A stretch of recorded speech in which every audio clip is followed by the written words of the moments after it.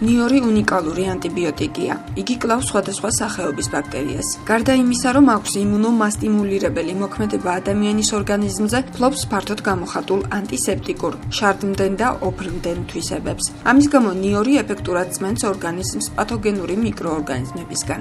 უძველესი დროიდან ცნობილია, რომ ნიორი ზრდის ორგანიზმის გამძლეობას ინფექციური დაავადებებისადმი. ამიტომაც მისი რეგულარული მიღება ჯერ კიდევ გრიპისა და სხვა დაავადებათა ეპიდემიის დადგომამდე უნდა დაიწყოთ. თუ ნივრის 2-3 კბილს დაღეჭავთ, პირის ღრუში არსებულ ყველა ბაქტერიას გაანადგურებთ და არ მისცემთ ორგანიზმში გავრცელების საშუალებას. იმუნიტეტის სასამაღლებლად გირჩევთ წვრილად დაჭრათ 4-5 კბილი ნიორი. დაასხათ 1 ჩაის ჭიქა, ღვინო ან ძმარი. გააჩეროთ 3 საათი. დალიოთ 1 ჩაის კოვზი 3 დღეში, ჭამამდე 15-20 წუთით ადრე. დღეისათვის ამ პროდუქტს ყველაზე დიდი რაოდენობით აწარმოებს ჩინეთი, სადაც თითოეული მოქალაქე დღეში 12 კბილს მოიხმარს. ისტორიკოსები მიიჩნევენ, რომ მისი გაკულტურება ჩვენ წელთაღრიცხვამდე მე-4 საუკუნეში მოხდა, თუმცა ნიორი ინდოეთში უფრო ადრეც მოჰყავდათ. ჯერ კიდევ ძველ ეგვიპტეში იცნობდნენ დაახლოებით 800 რეცეპტს, რომლის მთავარი კომპონენტი ნიორი იყო. ჩვენს ერამდე მე-15 საუკუნეში მოხდა ნიორის ბუნტი.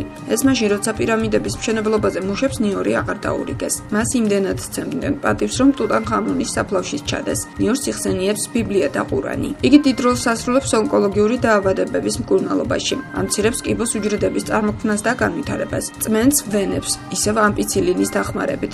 ქვევით წევს არტერიულ წნევას და ეხმარება ორგანიზმს ჟანგბადის სისხლძარღვებთან მიწოდებაში. ამ პროდუქტს უნდა ერიდონ ეპილეფსიით დაავადებულები და ისინიც, ვისაც ღვიძლის, თირკმლის, კუჭის, ნაწლავების პრობლემა აქვთ. ფიზიოლოგიური პროცესების სტიმულირებით ნიორმა შესაძლებელია ქრონიკული დაავადებების ჩამოყალიბებას შეუწყოს ხელი. ის არ არის რეკომენდებული ფეხმძიმე და მეძუძური ქალებისთვის. ადამიანებმა, რომელსაც გამუდმებული თავის ტკივილი და შრომის უნარიანობის დაქვეითება აწუხებთ, ცოტა ხნით მთლიანად უნდა ამოიღონ ნიორი რაციონიდან. შესაძლებელია მათი უგუნებობის მიზეზი სწორედ ეს იყოს.